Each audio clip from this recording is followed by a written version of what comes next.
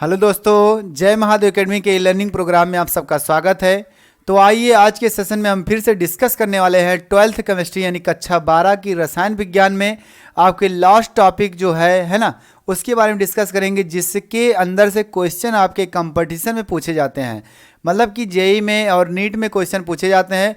आप ये मत सोचिएगा कि ये हमारे चैप्टर में नहीं है तो इसको हम नहीं पढ़ेंगे, 30% डिस्काउंट में क्या है कम हो गया है, जो 30% सिलेबस आपका घटा है ना, उसके हिसाब से ये नहीं है तो इसको हम नहीं पढ़ेंगे। लेकिन नहीं, ऐसा आपको नहीं सोचना है।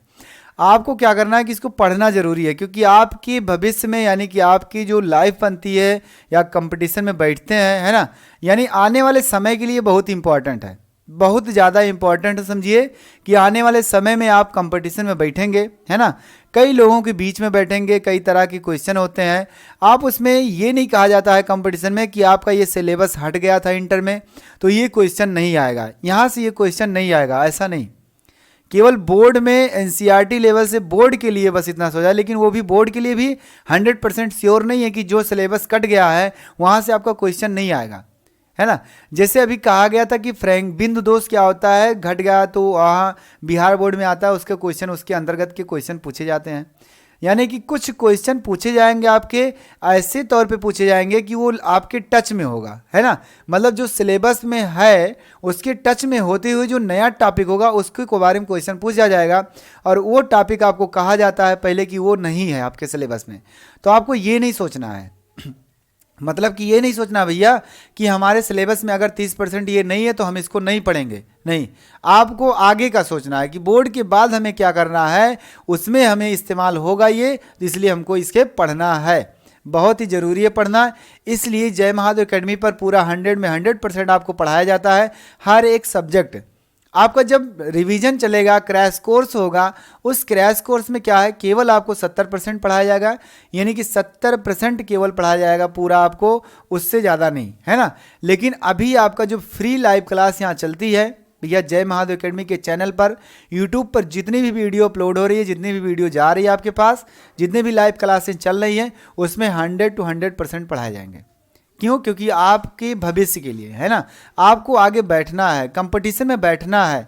कंपटीशन में बैठने के लिए आपको जानकारी दी जाती है पूरी तरह से कि आपके पास अगर कोई भी क्वेश्चन आए, है ना, जैसे केमिस्ट्री से रिलेटेड कोई भी टॉपिक आ जाए, कोई भी क्वेश्चन आ जाए, तो आपको लगे कि हाँ मैं इसे पढ़ा हूँ, सर ने इसे पढ़ाया है और ये गलती नहीं हम कर सकते हैं, है ना।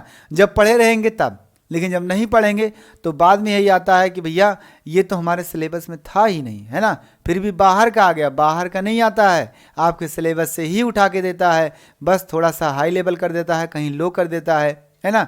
इस तरह से रहता है क्वेश्चन। तो आइए चलिए देखते हैं हम क्या चला रहे थे भैया, पॉलीमर्स चल रहा था, यानी बहुलक स्टार्ट किया था, बहुलक के बारे में बताया गया था, बहुलक में कुछ महत्वपूर्ण बिंदु होते हैं उसके बारे में बताया गया था। उसके बाद बहुलकों का वर्गीकरण किया गया था। वो वर्गीकरण मुख्य रूप से 4 प्रकार के होते हैं, यानी 4 प्रकार के अंतर्गत आते हैं। यानी बहुलकों का वर्गीकरण जो होता है उनके स्रोत के आधार पर, उनकी संरचना के आधार पर, उनकी बहुलकीकरण के आधार पर, है ना, तमाम प्रकार के क्या है उसके आधार पर, अंतराणविक बलों के आधार पर, है ना, उनको वर्गीकृत किया गया है। यानी 4 प्रकार की, जैसा कि कल हमने लिखा था, यानी अगली वीडियो में लिखा था अभी पिछली वीडियो में कि भैया वर्गीकरण जो किया जाता है वो वर्गीकरण हमारा क्या है कि एक तो होता है भैया उसके किसके आधार पर, किसके है उसके स्रोत के आधार पर, बहुलक के संरचना के आधार पर वर्गीकरण किया गया है, बहुलकीकरण के आधार पर वर्गीकरण किया गया है। उसके बाद क्या था आपका, अंतराणविक बलों के आधार पर वर्गीकरण किया गया है। तो हम क्या चल रहे थे, बहुलकीकरण के वर्गीकरण चल रहे थे। उस पर हमने एक पॉइंट पढ़ा था, है ना, एक पॉइंट पढ़ा था, केवल क्या पढ़ा था भैया, योगज बहुलक, बहुलकीकरण जुड़ने से जो बहुलक बनते हैं, नायलॉन के बारे में आया था, है ना। तो सारा चीज़ होता है भैया ब्यूटा एन, ब्यूना एन, है ना, तो उसके बारे में पढ़ाया गया था तो आपको। तो आइए अगला हम देख लेते हैं भैया, क्या देखते हैं अब आगे हम देखेंगे कौन सी बहुलक होंगे, संघनन बहुलक। क्या पढ़ेंगे हम, संघनन बहुलक। आइए अगला हेडिंग आपका होगा उसी से रिलेटेड है। ये बहुलक जो किसके अंतर्गत रखा गया है भैया, ये हमारा है बहुलकीकरण, है ना, के परिणाम के आधार पर वर्गीकरण है, उसके अंतर्गत रखा गया है। ये इसका बी ऑप्शन होगा, है ना। तो यहां हम डालेंगे संघनन बहुलक, संघनन बहुलक। आपको ये नहीं सोचना है यार, यहाँ हम इस क्लास में आपको मोटिवेट करते रहेंगे और इसको जल्दी से ख़त्म करना, आप परेशान मत होइए। संघनन बहुलक, है ना, कंडेंसेशन पॉलीमर्स।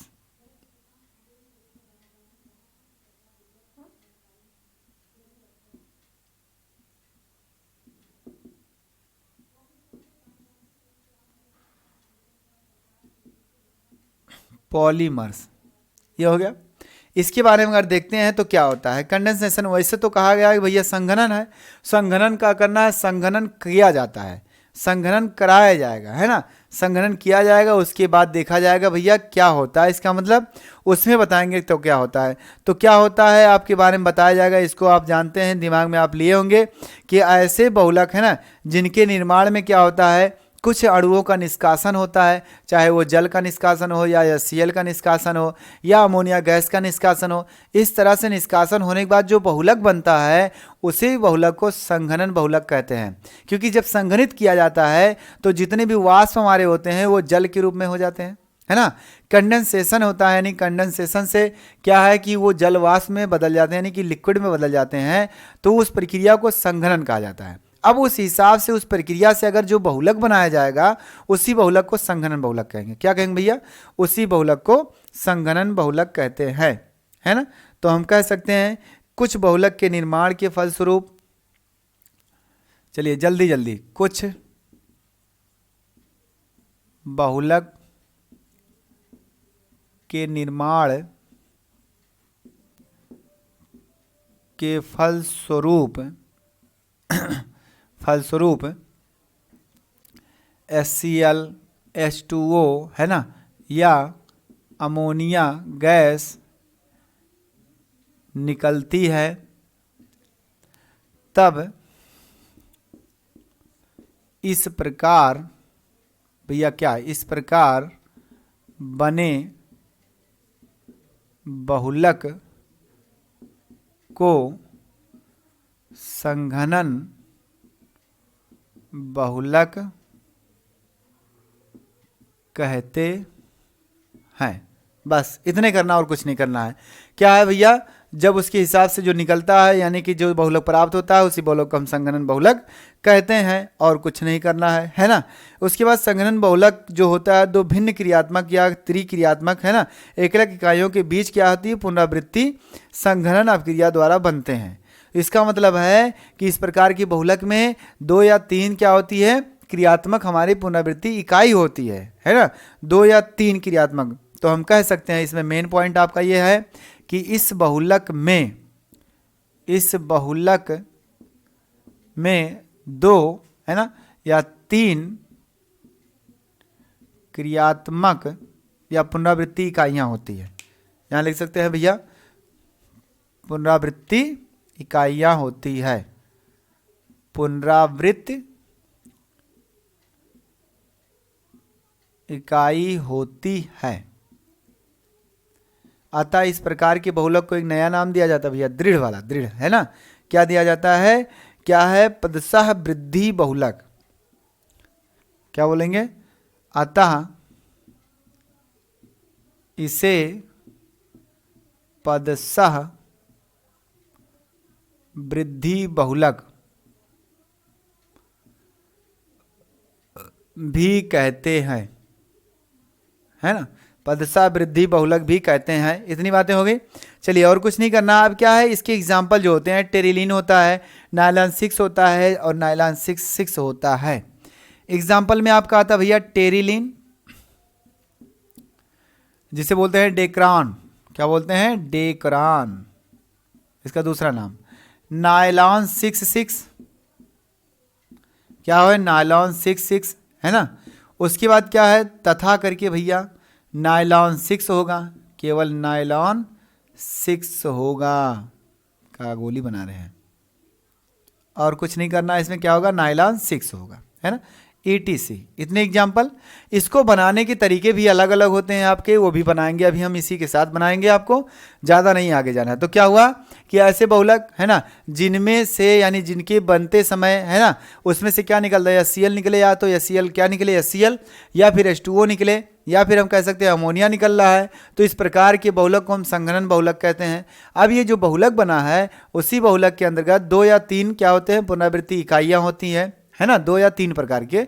उसके बाद करा उसी बहुलक को एक नया नाम भी दिया गया, पदसह वृद्धि बहुलक, यानी पद के आधार पर वृद्धि करते हुए बहुलक है ना, एक बड़ा सा पॉलीमर है, इसलिए उसे बोला गया पदसह वृद्धि बहुलक, पद के आधार पर वृद्धि करते हुए जा रहा है।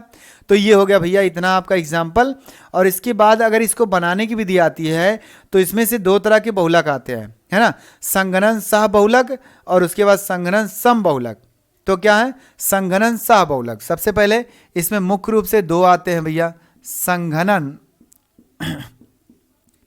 सह बहुलक, है ना। ये संघनन सह बहुलक में कौन कौन से आते हैं इनको बना करके हम दिखाते हैं।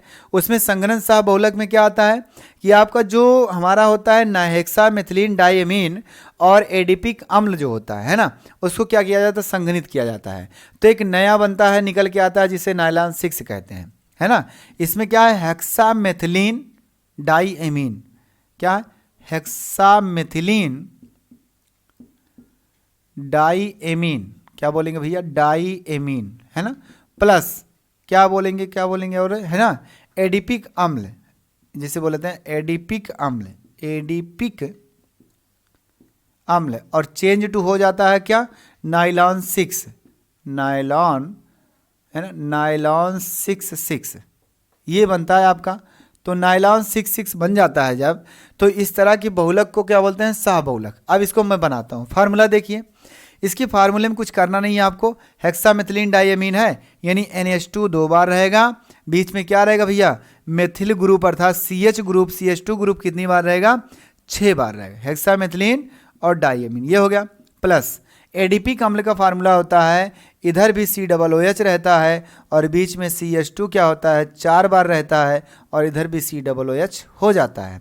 अब इसका जब संघनन करते हैं यानी गर्म करते हैं, चलिए गर्म करने के बाद ठंडा करेंगे तो पानी निकलेगा, है ना। तो पानी कैसे निकलेगा, इसमें से देखिए जरा ध्यान से देखिए, इसका जो है इसको मैं ऐसे लिख दूं थोड़ा सा, यहाँ एक O, यहाँ सिंगल, यहाँ डबल बॉन्ड O, इस तरह से लिख सकते हैं। बनने का तरीका यह है, ध्यान दीजिएगा, ध्यान से देखिए, ये लिखा है। अब इसमें से क्या करते हैं एक H को बाहर कर देते हैं, है ना, एक H को क्या करते हैं बाहर कर देते हैं थोड़ा सा, तो ये H इसके साथ निकला और उधर भी ऐसे एक श्रृंखला निकली होगी, है ना, और इधर भी क्या है एक H इधर था, ये भी क्या हुआ निकल गया और यहाँ से क्या हुआ ये OH उसके साथ गया होगा, H के H2O बन गया होगा।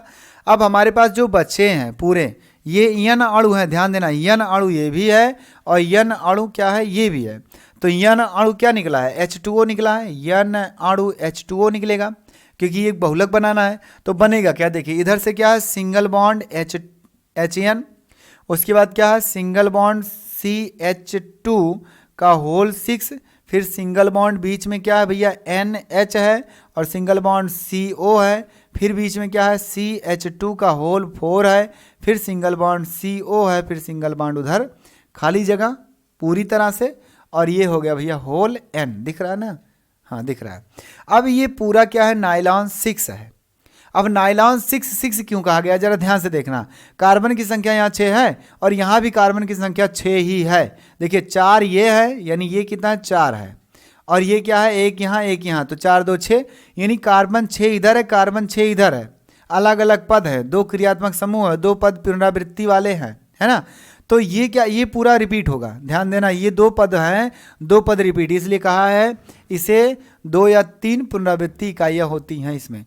तो 2 इकाई तो है ना पुनरावृत्ति वाली, यानी रिपीट हो रही है 2 ही बार बार। इसमें 6 कहा गया क्यों आया, क्योंकि इसमें 6 कार्बन इधर है 6 कार्बन इधर है, इसलिए इसको बोला गया नाइलॉन 6 हो गया। इतनी बातें समझ में आई, देखिए कितना आसान है बनाना, कुछ नहीं। नाइलॉन 6 बनाने की बात आ गई, अगर समीकरण लिखना आ गया तो भी आप आराम से कर सकते हैं। क्या है ये हेक्सामेथिलीन डाइएमीन है और वो क्या है हमारा एडिपिक अम्ल है ना। ये हेक्सामेथिलीन डाइएमीन क्या है हेक्सामेथिलीन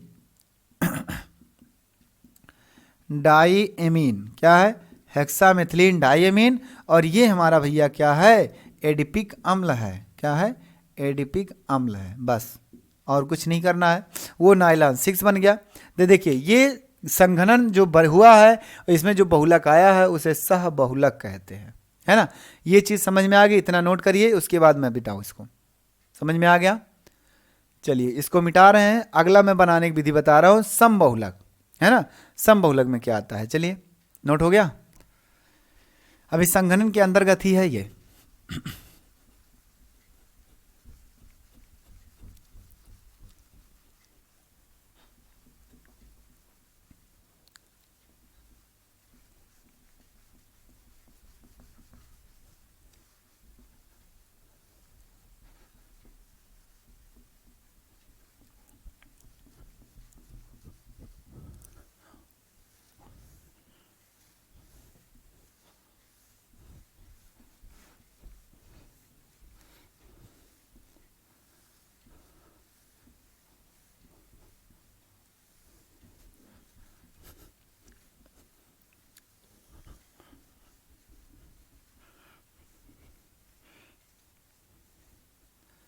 चलिए अगला क्या भैया, संघनन समबहुलक, है ना। संघनन समबहुलक में क्या होता है, उसमें भी देखते हैं नायलॉन 6 बनेगा। इसलिए हम यहाँ लिखेंगे क्या, इसका दूसरा जो होगा संघनन, वहाँ भी संघनन किया जाएगा। समबहुलक उसी का, यानी कि सेम एक ही कंपाउंड होगा, उसी का क्या है, बहुलकन करेंगे, उसे को समबहुलक कहते हैं। वहाँ सहबहुलक दो लोगों के साझे में हुआ था, है ना, और यहाँ खुद के अकेले के साथ होगा, इसलिए इसे बोलेंगे समबहुलक। अब इसमें आइए देखिए, इसमें क्या आता है, कैप्रोलेक्टम आता है। कैप्रोलेक्टम को क्या करना है, सीधा सीधा गर्म करना है और वो बन जाता है नायलॉन 6 में, है ना। पानी वहाँ से भी निकलता है। तो कैप्रोलेक्टम क्या होता है कि 6 कार्बन युक्त क्या होती है और 7 मेंबर्ड रिंग होती है, या आप बोल सकते हो एमाइड होता है, साइक्लोएमाइड होता है। साइक्लोएमाइड होता है, उसी को कैप्रोलेक्टम कहते हैं। तो साइक्लोएमाइड में कहा भैया कितने कार्बन युक्त होता है, 6 कार्बन युक्त होते हैं और एक नाइट्रोजन होता है। तो आइए देखते हैं क्या होता है। यहाँ ले लीजिए एक कार्बन, है ना, यहाँ एक कार्बन, यहाँ एक कार्बन, और यहाँ भी एक कार्बन ले लीजिए, यहाँ भी एक कार्बन ले लीजिए, तमाम कार्बन है आपके पास। यहाँ नाइट्रोजन ले लीजिए, यहाँ एक कार्बन, 1 2 3 4 5 6 हो गया। यहाँ एक ले लीजिए, 7 हो गया यार, 6 ही करना था ना।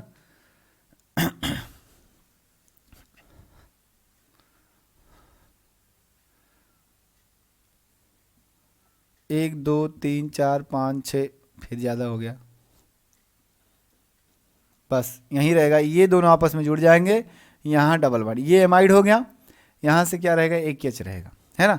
ये हमारा क्या है, कैप्रोलेक्टम है। बाकी इसके साथ एच तो रहेंगे, मतलब सबके साथ क्या होगा, एच रहेगा, ध्यान देना। नहीं तो कहो कि एच नहीं है सर जी, एच नहीं लिखे हैं तो इसका मतलब एच नहीं रहेगा, नहीं, एच होगा, बैलेंस रहेगा। ये सब कार्बन, सब एलिमेंट इसमें बैलेंस रहेंगे। तो ये साइक्लोएमाइड है ना, 6 कार्बन की यानी 7 मेंबर्ड रिंग है, उसी को बोलते हैं कैप्रोलेक्टम। इसको क्या करेंगे, गर्म करेंगे, है ना। गर्म करते ही इसमें से क्या निकलेगा भैया, पानी तो निकलेगा। पानी निकलेगा तो पानी निकाल दीजिए, यन अणु H2O निकलेगा। क्यों, क्योंकि यहाँ यन लगा दो, यन अणु है। अब यन अणु लग गया जब, तो ये बना कैसे, है ना। देखिए अब यहाँ बीच में कितने, 1 2 3 4 5 कार्बन है। अगर इसको छोड़ा जाए, काउंट कर लो, 1 हो गया, 2 हो गया, 3 हो गया, 4 हो गया, 5 हो गया, 6 हो गया। तो अगर इस कार्बन को उधर रखा जाए, क्योंकि ये एमाइड बनाएगा, ये संकेत मतलब उधर जोड़ने का काम कर रहा है, लिंकेज हो रहा है, तो क्या होगा कि यहाँ से बॉन्ड ब्रेक होगा, है ना। और जब बॉन्ड ब्रेक होगा ये पूरा इधर से, तो ये बीच में ये नंबर क्या होगा, रिपीट होगा, यानी ये पूरा CH2 CH2 CH2 CH2 5 बार है, ये रिपीट होगा, है ना। यानी कह रहे हो उसको मैं ऐसे लिख सकता हूँ, इधर जाएगा तो क्या होगा, देखिए ये जब बॉन्ड यहाँ से ब्रेक होगा, सीधा सीधा ब्रेक कर दो, कुछ करो ही मत यार। यहाँ से बॉन्ड ब्रेक हुआ, एक नाइट्रोजन की कमी हुई, मतलब एक बॉन्ड की, इधर छोड़ दो उसको, इसको बड़े ब्रैकेट में रख दो, और बीच में कितना है, CH2 कितनी बार है, 5 बार है, 5 बार लिख दो, और CO हमारा है। उसके बाद क्या करिए, इसको बंद कर दीजिए, यहाँ होलियन। अब वही अणु बार बार रिपीट होता रहेगा, वही अणु, है ना। और कुछ नहीं करना, यहाँ से ब्रेक कर दीजिए, बस ब्रेक करके इसको फैला दीजिए। फैलाने के बाद क्या भैया, 1 2 3 4 5 5 5 एलिमेंट, 5 समूह, 5 परमाणुओं की समूह ऐसे हैं जो सेम है, इसलिए CH2 5 लिख दिए उसको, है ना, आराम से लिख दिए एक ही साथ, क्योंकि समान था, बीच में था, ये हो गया। अब इसी को नायलॉन 6 बोलेंगे, क्यों, क्योंकि इसमें 5 कार्बन यहाँ, 1 कार्बन यहाँ, 6 कार्बन है, इसे बोलेंगे नायलॉन 6। ये हमारा 1 इकाई वाला है ना, नायलॉन 6 क्या होगा, नायलॉन 6 होगा। चलिए बात समझ में आ गई इतनी। इसको बोलते हैं कैप्रोलैक्टम, कैप्रोलैक्टम,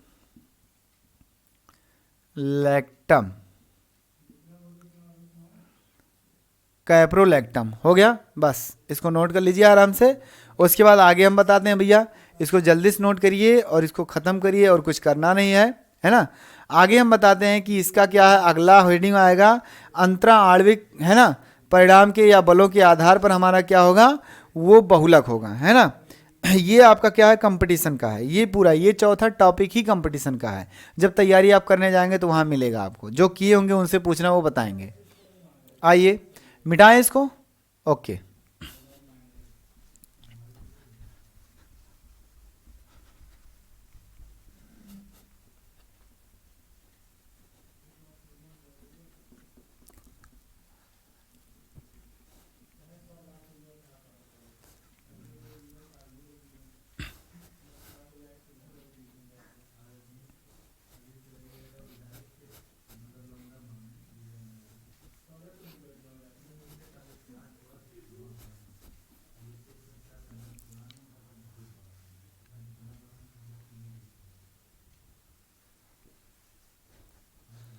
चलिए अगला देखते हैं। अगला हेडिंग डालिए आप चौथा, यानी कि जो वर्गीकरण था उसकी चौथी इकाई है। उस चौथी इकाई में क्या होगा, वो मेन हेडिंग आप डालेंगे आप पहले चौथा। उस चौथे में क्या होगा, कौन सा हेडिंग था, अंतरा आणविक, है ना, बलों के परिणाम के आधार पर। अंतरा आणविक क्या होगा भैया, अंतरा आणविक होगा।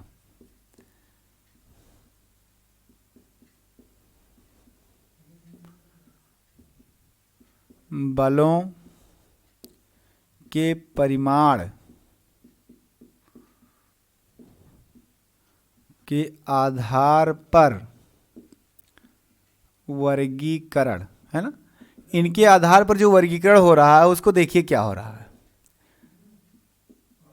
जल्दी से देख लीजिए कि इसके आधार पर वर्गीकरण कैसे कैसे होते हैं। यानी कि जो हमारा बहुलक है, उस बहुलक में जो बल बन रहा है ना, उस बल के आधार पर हम कैसे कैसे उसको डिवाइड किए हैं, किस हिसाब से बांटे हैं, उसको देखना है और हम बताते हैं। चलिए देखिए, पहला हेडिंग आप लोग डालिए जल्दी से, प्रत्यास्थ बहुलक। कुछ करना नहीं है, मैं चित्र बनाते चलूंगा, थ्योरी बोलते चलूंगा, है ना, लिखेंगे नहीं, टाइम नहीं, इसमें ज़्यादा कुछ नहीं करना है आपको, बस पॉइंट लिखिए कि प्रत्यास्थ बहुलक, हेडिंग डाल लीजिए प्रत्यास्थ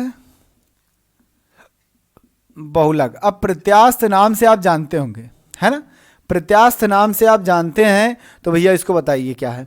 प्रत्यास्थ मतलब क्या होता है, जिसको खींच करके क्या तनित किया जाए, जिसके अंदर प्रत्यास्था गुण पाया जाता है, जिसको खींचा जा सके, है ना, वो हमारे क्या है, प्रत्यास्थ वाले हैं। अब वो बहुलक है तो प्रत्यास्थ बहुलक होगा, यानी कि जिसको खींचा जा सके, या कह सकते हो ऐसा बहुलक जिसके अंदर प्रत्यास्था गुण पाया जाता है, वो हमारे क्या कहलाते हैं भैया, प्रत्यास्थ बहुलक कहलाते हैं, है ना।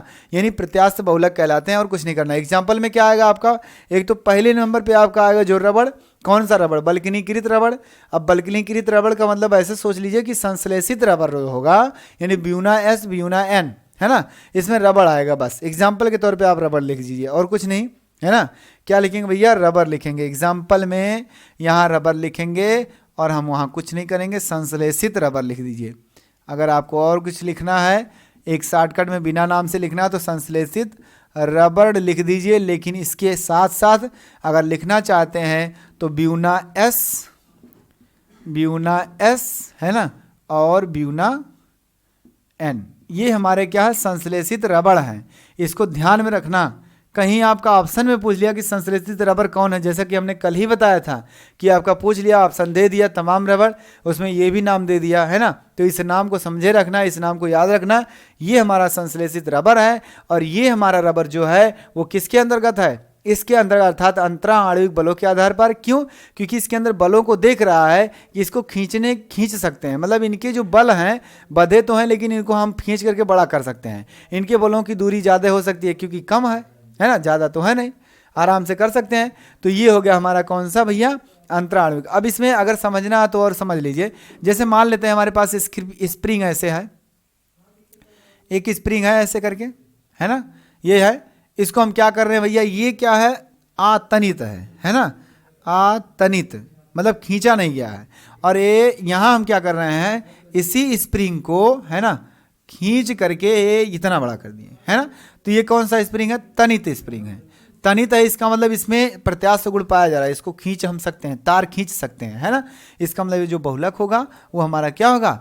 प्रत्यास्थ बहुलक होगा। प्रत्यास्थ बहुलक में दो तरह से आएगा भैया, तनित है तो खींचा नहीं है ना, उसको तनित कर सकते हैं। इसका मतलब यही हमारा बहुलक है जिसके अंदर ये गुण पाया जाता है, तभी तो इसको खींच सकते हैं, नहीं तो इसे खींच थोड़ी ना सकते हैं। प्लास्टिक भी आप ले सकते हैं, इसमें आएगा प्लास्टिक। तो इतना हो गया, इसका मतलब ये हो गया। अगला हेडिंग आप लोग, है ना, अगला हेडिंग क्या होगा भैया? जल्दी जल्दी देखना हमको, और कुछ करना है नहीं, बस सुनिए ध्यान से इस बात को एग्जाम्पल के साथ, है ना। अगला आता है रेसे। तो क्या होगा भैया? रेसेदार बहुलक, है ना, रेसेदार बहुलक, सीधा सीधा रेसेदार बहुलक, है ना। इसमें दूसरा आपका है रेसेदार बहुलक। अब रेसेदार बहुलक में आपको कुछ करना नहीं है। इसमें क्या होता है कि ऐसे बहुलक होते हैं जो श्रृंखला वाले बहुलक होते हैं, लेकिन उन दोनों श्रृंखलाओं को क्या किया जाए? आपस में ऐसे जोड़ा जाए। अब जुड़ेगा कैसे? वो हाइड्रोजन बंधों से जुड़ेंगे। हाइड्रोजन बंध से जुड़ रहे हैं तो वो रेसेदार बहुलक कहलाते हैं, क्योंकि उनको बलों के आधार पर रखा गया है, हाइड्रोजन बंध के आधार पर रखा गया है ना, दुर्बल बंध से जुड़े होते हैं। तो यानी कहने मतलब रेसेदार जो बहुलक होते हैं वो ऐसे बहुलक जिनमें एक मतलब कि एकल श्रृंखला जो होती है, बहुलक की श्रृंखला जो होती है, उसको एक हाइड्रोजन बंधों द्वारा अगर जोड़ दिया जाए, हाइड्रोजन बंध द्वारा अगर वो जुड़े रहते हैं, तो वो जो बहुलक होंगे हमारे रेसेदार बहुलक होंगे। और उसको बल की श्रेणी वाले में रखा गया, क्यों? क्योंकि उनके अंदर हाइड्रोजन बंध जुड़ रहा है ना। जैसे आपका क्या था? नाइलॉन 6 के बीच में, है ना, नाइलॉन 6 के बीच में जो होता है उसको देख लेते हैं हाइड्रोजन बंध, है ना। जैसे आपका एग्जाम्पल आएगा भैया नाइलॉन 6 क्या आएगा? नाइलॉन 6 क्या है? नाइलॉन 6 होता है। अच्छा, इसका एग्जाम्पल अभी अभी यहीं आया था, इसका सूत्र क्या होगा? आया था ना, NaH होगा, CH2 का होल 6 होगा, है ना। उसके बाद क्या होगा भैया? NaH होगा, उसके बाद क्या होगा? CO होगा, उसके बाद क्या होगा? इधर CH2 का होल 4 होगा, फिर क्या होगा? इधर CO होगा, सिंगल बॉन्ड ये का होलियन। यही था ना? अच्छा, यही था। मैं इसको अगर कुछ दूसरी तरह से लिखूं तो हो जाएगा कि नहीं हो जाएगा? होगा। चलिए, यहाँ संरचना से लिखते हैं, उधर क्या है? संरचना बना के लिखेंगे इधर और सूत्र के हिसाब से। चलिए, ये चीज़ क्या है? अब हमारा ये क्या था? ये बोल दिया हमने क्या है? नाइलॉन 6 है। नाइलॉन 6 में हाइड्रोजन बंध के साथ इसको जोड़ रहे हैं। इधर कर दो भैया, इधर कर दो, है ना। N1 मतलब बढ़ता जा रहा है। अच्छा, नीचे भी मैं लिख रहा हूँ एक और लिख रहा हूँ। कौन सा? अरे, इनको ऐसे करके लिख देते हैं, इस तरह से। मैं उलट के लिख रहा हूँ, उसी चीज़ को पलट के लिख रहा हूँ, है ना। क्या है? यहाँ से इस तरह से ये CH2 का होल 4, है ना। फिर क्या है? CO हो गया, CO हो गया, है ना। फिर क्या है भैया? CO हो गया, तो इधर से इधर से इधर से इधर से ये NH हो जाएगा, है ना। यहाँ क्या है? NH हो गया। अब उसके बाद क्या है भैया? अगला स्टेप, अगला स्टेप क्या आएगा आपका? वही क्या आएगा? ये CH2 का होल 6 हो जाएगा, है ना। और उसके बाद क्या है? फिर NH हो जाएगा, है ना। इधर क्या हो जाएगा? NH हो जाएगा। मैं इसको क्या किया हूँ? पलट दिया हूँ। अब पलट दिया है तो इसमें देखिए हाइड्रोजन बंध बन रहा है ना। बन रहा कि नहीं बन रहा? बन रहा है ना। यानी जितने भी नाइट्रोजन होंगे वो ऑक्सीजन के साथ हाइड्रोजन बंध बनाएंगे भैया, है ना। उसका ऑक्सीजन तो इसका नाइट्रोजन, इसका नाइट्रोजन तो उसका ऑक्सीजन, ये बनेगा बंध, है ना। इस तरह से बंध बनता जाएगा और बंध बनता जाएगा अब जुड़ता जाएगा सारी चीज़ें। तो आइए देखिए, यहाँ से क्या होगा? ये H इसके साथ हाइड्रोजन बंध बनाएगा, ये H बना सकता है, ये H इसके साथ हाइड्रोजन बंध बनाएगा। आइए इसको H को नीचे कर दीजिए, है ना। ये इसके साथ बनाएगा, इधर नीचे के साथ बनाएगा। यानी कि हाइड्रोजन बंध बनने का जो क्रम है वो आपका चलता रहेगा। चलिए मान लेते हैं, यहाँ हम लिख देते हैं NH और सिंगल बॉन्ड CH2, है ना, का होल 6, सिंगल बॉन्ड N, नीचे क्या कर देते हैं भैया? H कर देते हैं, सिंगल बॉन्ड CO, है ना। आप इसको ऊपर की तरफ कर देते हैं, ये लीजिए, ये ऊपर हो जाएगा। ऊपर की तरफ करने से क्या होता है? इसके साथ ये हाइड्रोजन बंध बना लिया और CH2 का होल 4 हो गया, है ना। और उसके बाद क्या है? फिर CO हो गया नीचे की तरफ, और क्या है? इधर डॉट। इस तरह से क्या है? ये हाइड्रोजन बंध बना करके जुड़ते रहेंगे एक दूसरे से, है ना, एक दूसरे से जुड़ते रहते हैं। अब इसी के कारण क्या हो रहा है? एक मतलब कि रेसेदार बहुलक तैयार हो रहा है नीचे ऊपर। तो वो क्या हुआ भैया, बड़ा सा रेशेदार बहुलक हुआ। तो ये भी बल के आधार पर रखा गया है। अब इसको अगर आप ऐसे ना बना सकते हैं तो आप ऐसे भी बना सकते हैं। कैसे बना सकते हैं? जैसे इसकी संरचना शॉर्टकट में बना सकते हैं भैया। क्या बना सकते हैं? चलिए मैं दिखाता हूँ आपको।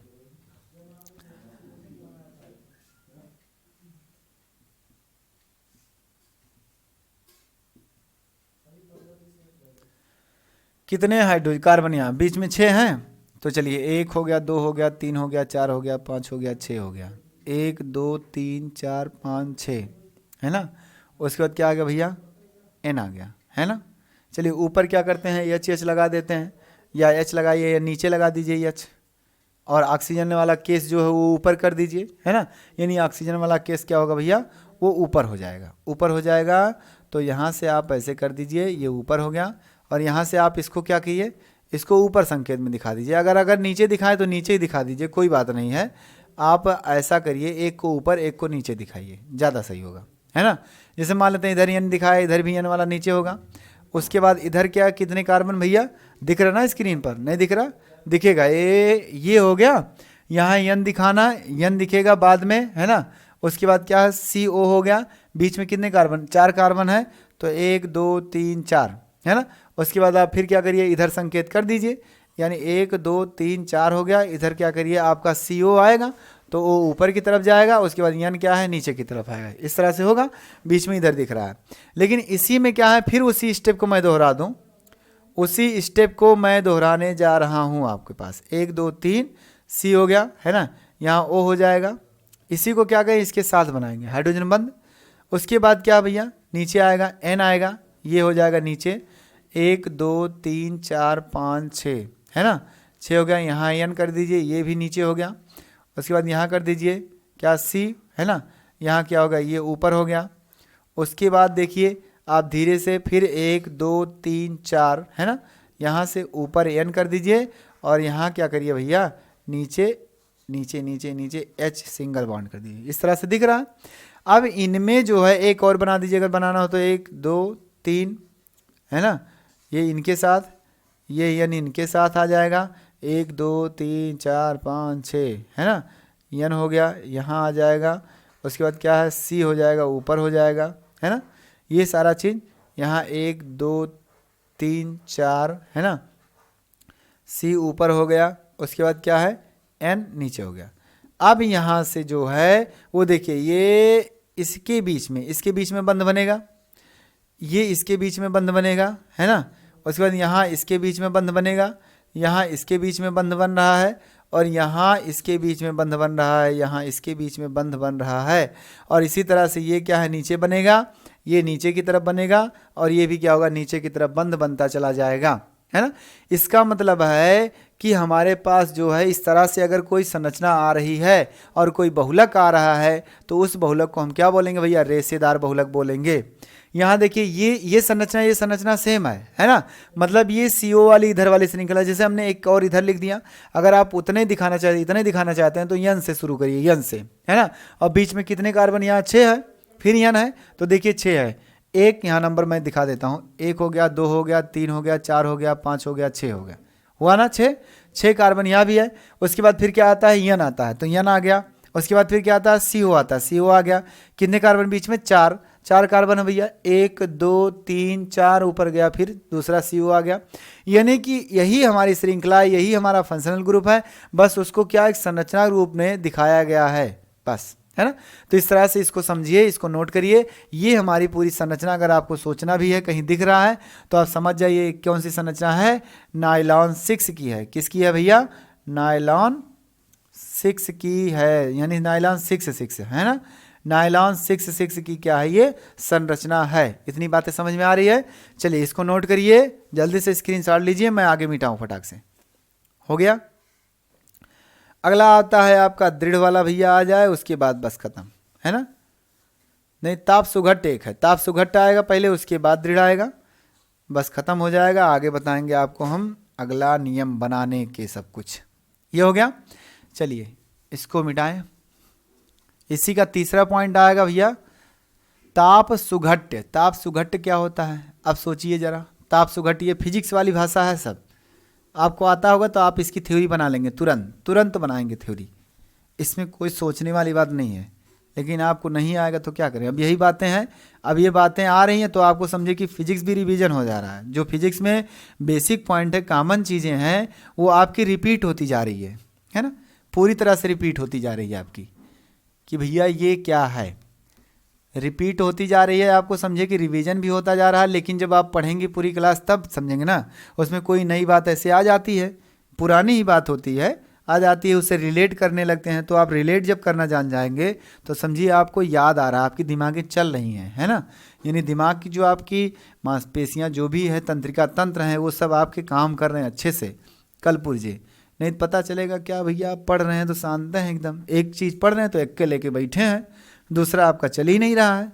कोई पूछ लिया अब क्या है फिजिक्स, तो कहोगे अरे यार फिजिक्स में हम केमिस्ट्री पढ़ रहे हैं तो फिजिक्स कहाँ से बताएं। तब तो समझिए आप वैसे हैं, आपका दिमाग तो समझिए चल नहीं रहा है, आप शांत स्वभाव से एक को पकड़ के बैठे हैं।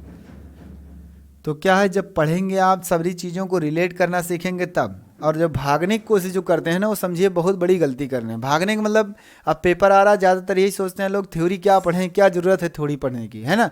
लेकिन थ्योरी मत पढ़ो, उसके जो एग्जाम्पल मैं लिख रहा हूँ उसी एग्जाम्पल को लिख लो, थ्योरी मत लिखो, लिखना भी नहीं है तुमको, है ना। ना चिल्लाना है, चिल्लाना तो हम लोगों को है, सारा चीज़ बताना है, लेकिन एग्जाम्पल लिखना चाहिए ना। एग्जाम्पल लिखिए, उसको समझिए, सुनिए ध्यान से, है ना, एक कहानी की तरह सुनते चले जाइए, बाकी और कुछ नहीं करना इसमें बाबू। तीसरा पॉइंट जो आपका होगा इसमें, वो हमारा क्या होगा, ताप सुघट्ट बहुलक, है ना। क्या होता है भैया, ताप सुघट्ट बहुलक, ताप सुघट्ट बहुलक, है ना, ताप सुघट्ट बहुलक। तो ताप सुघट्ट बहुलक में क्या होता है, अब समझ जाओ कि क्या है, कि इसी ताप दिया जाए वो नरम हो जाए, खींचा जा सके, उससे जैसे ही ठंडा किया जाए उससे तो दृढ़ हो जाए, यानी कठोर हो जाए। तो इस तरह के जो बहुलक होता है उसे ताप सुघट्ट बहुलक कहते हैं। यानी ताप देने पर वो तुरंत क्या होता है, नरम हो जाता है, और जैसे ही ठंडा करते हैं वो क्या होता है, हार्ड हो जाता है, कड़ा हो जाता है, वो ताप सुघट्ट बहुलक कहलाता है। जैसे आप प्लास्टिक देखे हैं, है ना, उसको जैसे तब टेम्परेचर मतलब हल्का सा लगेगा वैसे क्या होगा, नरम हो जाएगा, वो पिघलने लगेगा। लेकिन जैसे टेम्परेचर हटेगा, ठंडा होगा, वैसे वो एकदम टाइट हो जाता है, कड़ा हो जाता है। देखिए ना, ये चीज़ आप देख चुके हैं, कर चुके हैं। तो वही हमारा क्या, ताप सुघट्ट बहुलक है। सीधा सीधा और कुछ नहीं, ये रेखित अथवा किंचित लंबित शाखाओं द्वारा क्या होती हैं, बनी होती हैं।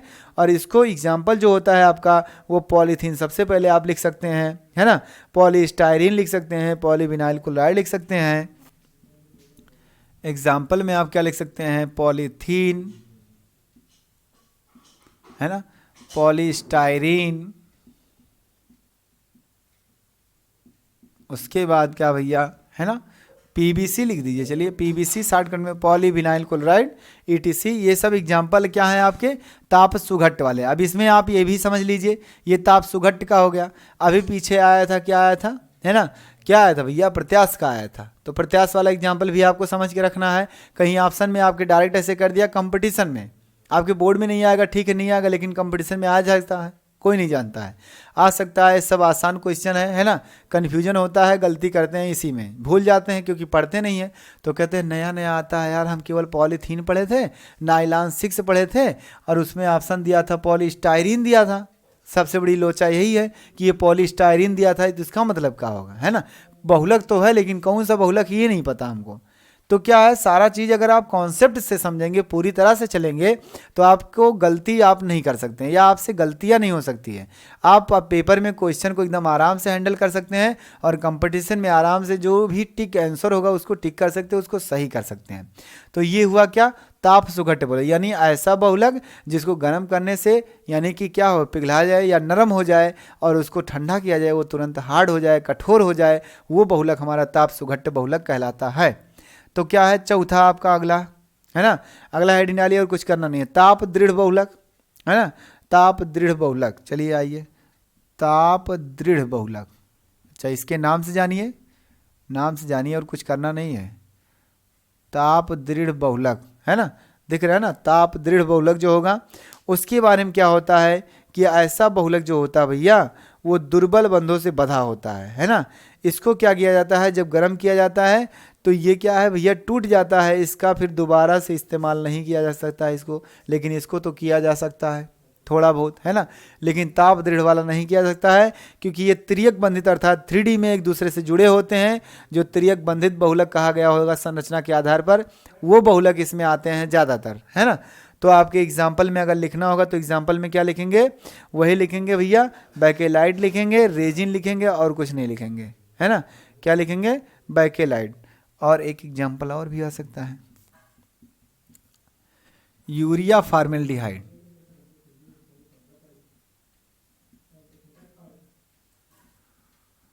यूरिया फॉर्मेल्डिहाइड, है ना। और क्या, बैकेलाइट, ये हो गया। उसके बाद तथवा करके, है ना, रेजिन लिख दीजिए, रेजिन। इसको जब गर्म करेंगे हम, ताप दृढ़ है ये, है ना, कठोर है ज़्यादा, ETC। तो ये बहुलक हमारे जो हैं इस प्रकार के होते हैं, यानी ये ऐसे बहुलक हैं जो 3D अर्थात त्रिबंधित होते हैं। इनको अगर गर्म किया जाता है तो उसके बाद इन्हें क्या है, मतलब उपयोग में दोबारा उसे नहीं लाया जा सकता है। एक बार अगर पिघला दिया गया, है ना, तो दूसरे रूप में हो जाएगा, क्योंकि टूट करके उनका आकार क्या होता है, चेंज हो जाता है। इसको मैं पुनः वापस इसी हिस्से में नहीं ला सकते हैं। तो बैकेलाइट होगा, यूरिया फॉर्मेल्डिहाइड होगा। इस तरह से होता है हमारा बहुलक, और कुछ नहीं आपके, है ना। अगला आपका मेन हेडिंग अब शुरुआत होता है सुघट्यताकारी। क्या होता है, सुघट्यताकारी। तो चलिए सुनिए ध्यान से, सुघट्यताकारी क्या होता है। सुघट्यताकारी लिखना नहीं आपको, मेन हेडिंग अब शुरुआत होता है। ये तो अभी आपका था वर्गीकरण, अब आपका शुरू हो गया सुघट्यताकारी, है ना, सुघट्यताकारी, ये हो गया।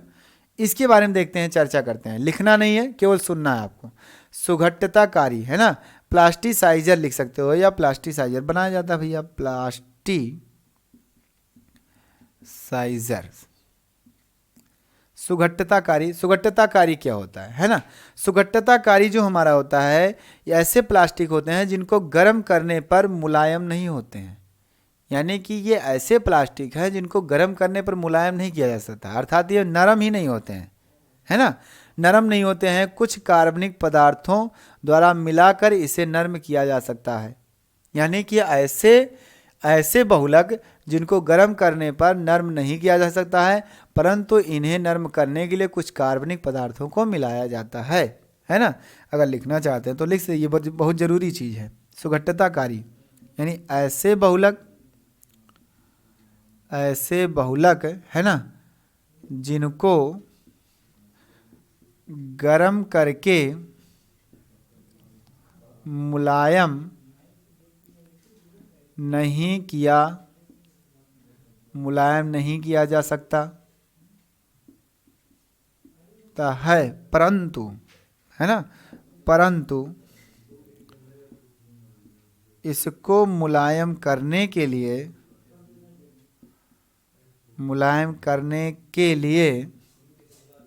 है ना, मुलायम करने के लिए, है ना, कुछ कार्बनिक पदार्थों को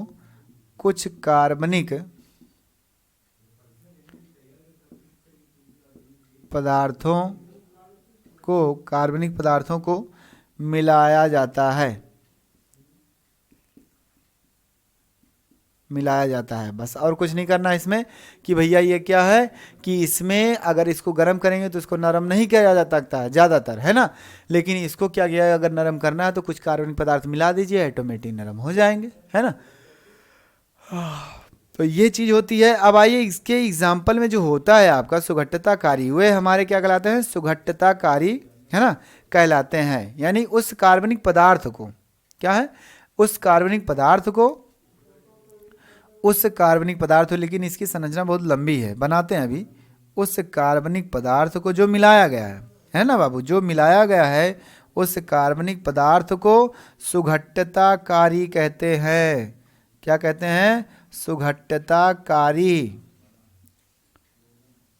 कहते हैं। ये चीज होता है। तो आइए इसमें देखते हैं कौन कौन सा है। अब एग्जाम्पल के तौर पे आपका आता है कि क्या हमारा जो डाई है ना, जो PVC है वो हमारा है, या क्रिसाल कह सकते हो। क्रिसाल क्या है, सुघट्यताकारी पदार्थ है, उस PVC में क्या है, मिलाया जाता है। अत्यंत कठोर होते हैं इसलिए। ठीक है, इसमें डाई एल्किल भी लिख सकते हैं, थायलेट भी लिख सकते हैं। इनका सब संरचना सूत्र लिख देते हैं हम आपको। जो सुगठताकारी पदार्थ है उसका एग्जाम्पल है डाई एल्किल थायलेट और क्रिसाल, है ना।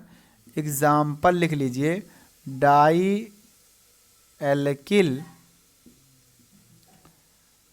थैलेट, है ना। और क्रिसाल भी या करके इसी का दूसरा नाम है क्रिसाल, क्रिसाल, है ना। ये होता है क्रिसाल हो गया, इसको लिख सकते हैं आप, क्रिसाल लिख दीजिए। क्रिसाइल, कभी कभी क्रिसाइल ट्राईफास्फेट है, पूरा नाम है क्रिसाइल ट्राईफास्फेट, ये लिख लीजिए ईटीसी। एग्जाम्पल हो गया। संरचना भी दिख रहा है, जगह जगह है, हाँ काफ़ी जगह है। चलिए संरचना हम बना देते हैं। देखिए ये आपका जो है एक प्रकार से बेंजीन रिंग होगा, है ना। उस बेंजीन रिंग में आपका COO, है ना, C4, है ना, H9 होगा, यानी C4H9 होगा।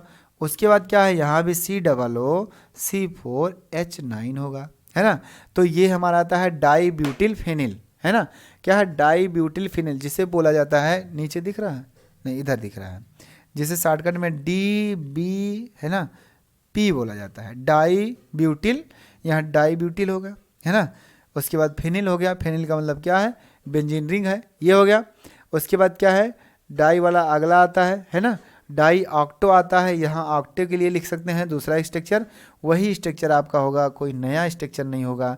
बस यहाँ क्या होगा भैया, अब की बार C8 आएगा, H17 आ जाएगा, और यहाँ भी वही चीज़ C8 आएगा, H17 आएगा। इसको शॉर्टकट में जगह दिख रहा है, अगर तुम्हें बोल रहा डी ऑक्टो यानी डाई ऑक्टो फेनिल, DOP बोला जाता है। अगला आपका आता है क्रिसाइल, जो हमारा है फास्फेट, है ना। वो क्या है, क्रिसाइल कब होता है, जब हमारा क्या भैया उस कीटो यानी एल्कीन टालोइन कह सकते हो, सीधा सीधा। आइए यहाँ आइए, जल्दी से आइए, कहीं मत जाइए। ME, यहाँ हो गया फास्फेट, P O हो गया, O हो गया, यहाँ से O निगेटिव हो गया, है ना। इस प्रकार से क्या हुआ, ये जो फास्फेट बन रहा है इसी को बोलते हैं आर्थो क्रिसाइल फास्फेट, है ना। क्या बोलते हैं, O क्रिसाइल।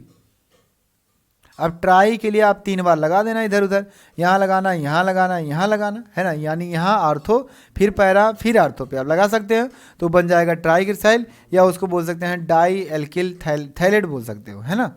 यहाँ से तो क्रिसाइल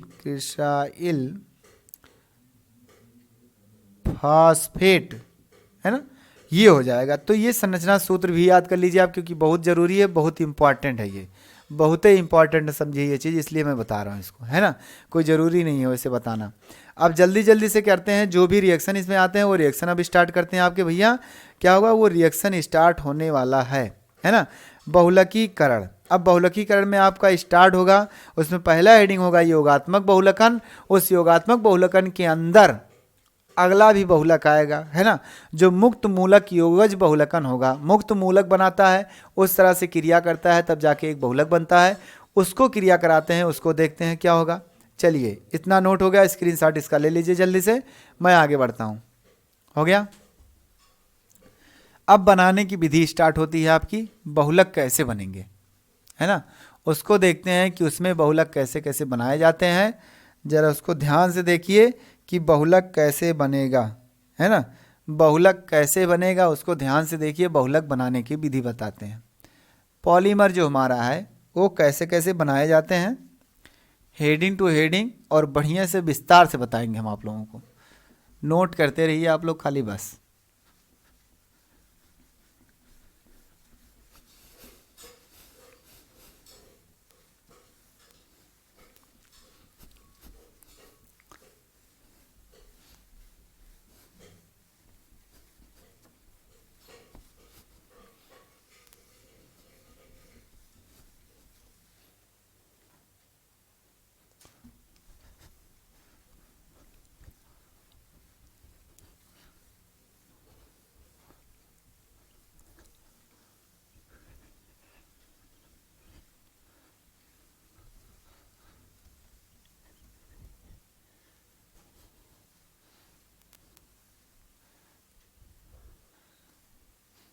चलिए बनाना है हमें, क्या बनाना है भैया, बहुलक बनाना है ना।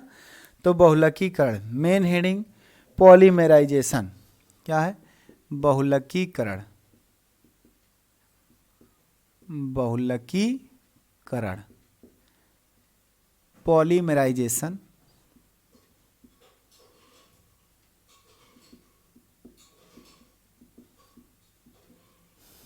पॉलीमेराइजेशन। इसके अंदर क्या होता है, कैसे कैसे बहुलक बनाया जाता है, वो निम्न विधि इसकी है। तो निम्न विधि में क्या है, देखिए अब क्या क्या होता है भैया। पहली पॉइंट इसकी है योगात्मक बहुलकन, यानी योगात्मक बहुलकन, है ना। योगात्मक बहुलकन में क्या होता है, उसमें भी पहला हेडिंग होता है भैया आपका योगात्मक बहुलकन। योगात्मक बहुलकन यानी जोड़ने से कैसे कैसे बहुलक बनते हैं उसको देखते हैं। बहुलकन, योगात्मक बहुलकन। योगात्मक बहुलकन में आपका स्टार्ट होता है मुक्त मूलक वाला, है ना। योगात्मक तो आप जानते हैं, योगात्मक बहुलक कौन होते हैं, जो आपस में एक दूसरे से जुड़ करके बने होते हैं योग के द्वारा, योगात्मक बहुलक होते हैं। अब योगात्मक बहुलकन करना यानी कि बहुलक बनाना है। बनाने के लिए आपको तमाम तरह के क्या है पॉइंट है। अब उसमें पहला पॉइंट है मुक्त मूलक योगात्मक बहुलक। लेकिन मुक्त मूलक कौन बनाता है, यानी फ्री रेडिकल से कैसे होते हैं वो देखते हैं हम। इसमें पहला हेडिंग मुक्त मूलक, है ना, योगात्मक बहुलकन। क्या डालेंगे भैया, मुक्त मूलक, मुक्त मूलक योगज लिख दीजिए, योगज, है ना, बहुलकन, बहुलकन, मुक्त मूलक योगज बहुलकन। क्या करेंगे भैया, योगज बहुलकन, है ना। अब योगज बहुलकन में क्या होता है, सीधा सीधा कि हमारे क्या है ये मुक्त मूलक बनते हैं। इसमें स्टेप वाइज होता है, मुक्त मूलक बनेंगे उसके बाद क्या होगा, वो एक दूसरे से जुड़ेंगे, है ना। तो मुक्त मूलक का मतलब होता है फ्री रेडिकल। फ्री रेडिकल कब होता है, जब भी कोई रिएक्शन कराया जाता है, आप पीछे पढ़ चुके होंगे कि जब भी कोई प्रकाश संश्लेषण वाली अपक्रिया कराई जाती है, फोटोसिंथेसिस कराई जाती है, वो हमारी अपक्रिया क्या होती है भैया, मुक्त मूलक होती है।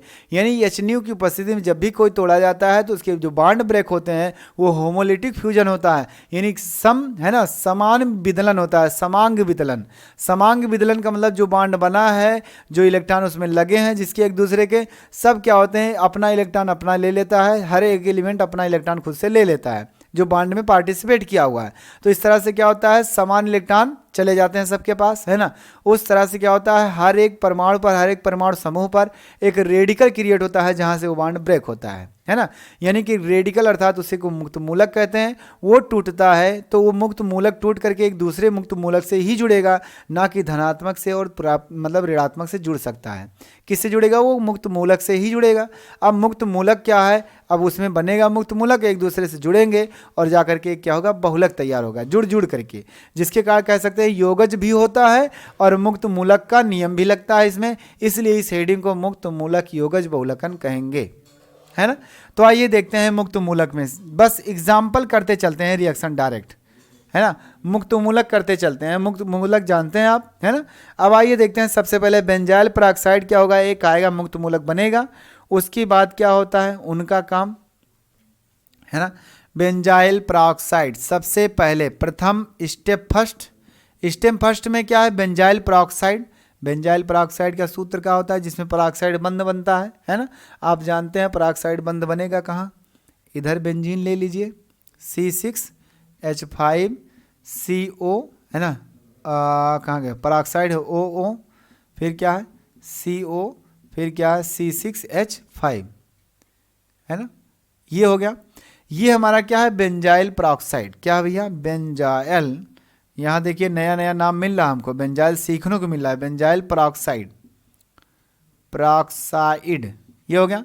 अब इसका क्या होगा भैया, एच न्यू, यहाँ एच न्यू रख दीजिए ताकि ये भी जो बॉन्ड ब्रेक हो रहा है, आप देखिए बॉन्ड ब्रेक जो होता है होमोलिटिक में जो होता है उसी में आपका बनता है फ्री रेडिकल यानी मुक्त मूलक बनते हैं।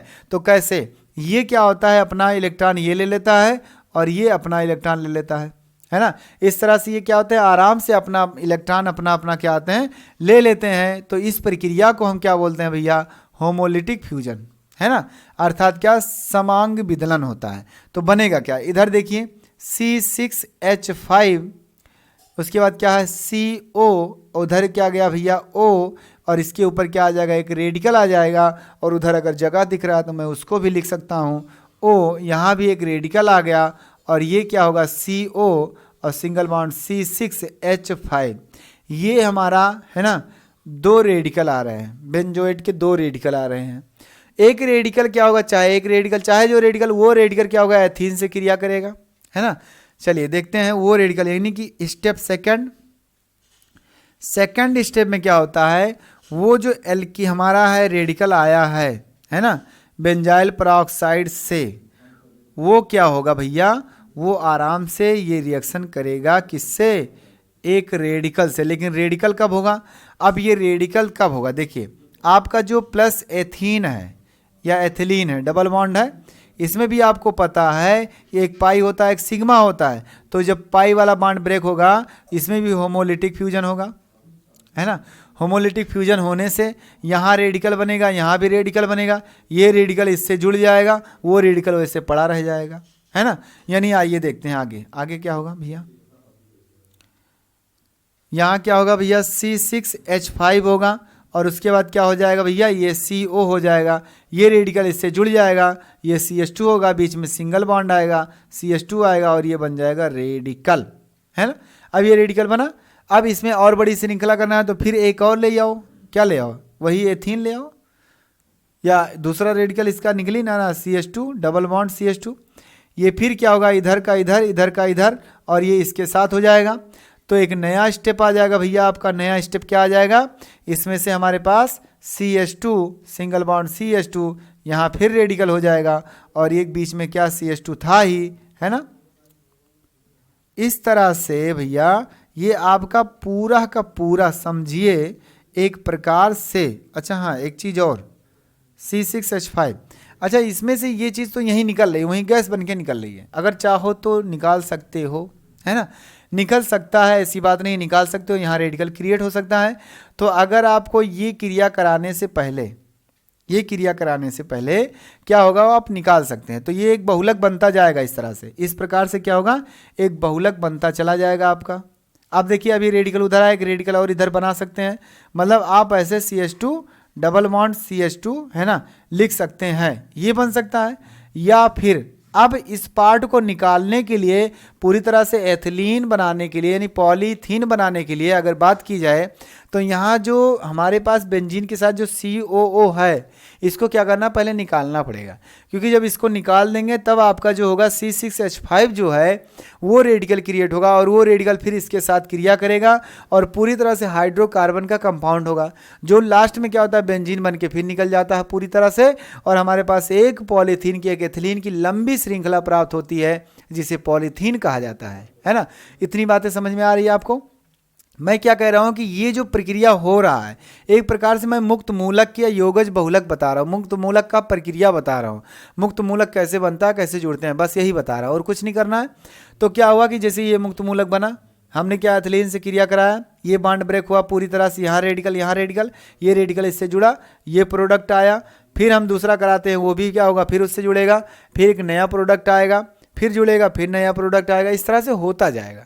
लेकिन अगर पूरी तरह से आपको पॉलीथीन बनाना है तो आपको क्या होगा, बेंजीन का जो पार्ट है या केवल पॉलीथीन एथिलीन का क्या है, मुक्त मूलक क्रिया कराइए, तोड़ते जाइए, क्रिया कराइए, तोड़ते जाइए, क्रिया कराइए, है ना। ये